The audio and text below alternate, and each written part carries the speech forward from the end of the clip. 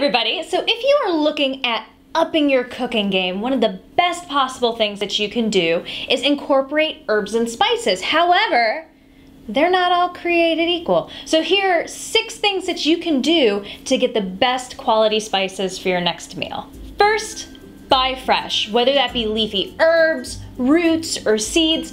Potency matters, and that potency is always at its peak when it's fresh. But let's be real though, most of us are running in circles around the farmer's market every day buying off-the-plant spices. So if you have to buy something dried, avoid supermarkets. And you know what I'm talking about. Those spices with the red or the green lids. Ew. It's hard to know how long these spices have been sitting on the shelf, let alone the warehouse that they were in before that. So if possible, find a local spice shop where you can learn where they came from, how long they've actually been on the shelf, and smell them. Most fresh dried spices will be brighter in color and not smell like dust or grass. That is, of course, unless you're buying grass.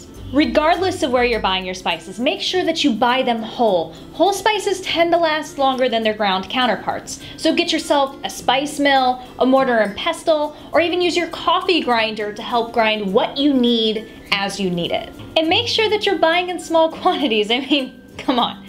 Who really needs that 64 ounces of juniper berries around the house? Not only will you have the freshest spices possible for your dish, but you will have way more room in your cabinet.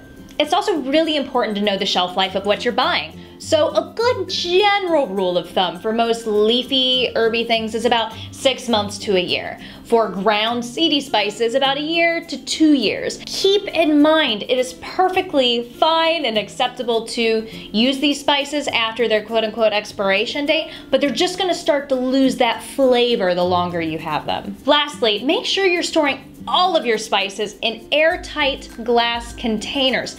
While some spices may survive in plastic, it usually tends to be at least a little bit porous. So spices like turmeric will bleed through it and stain the plastic.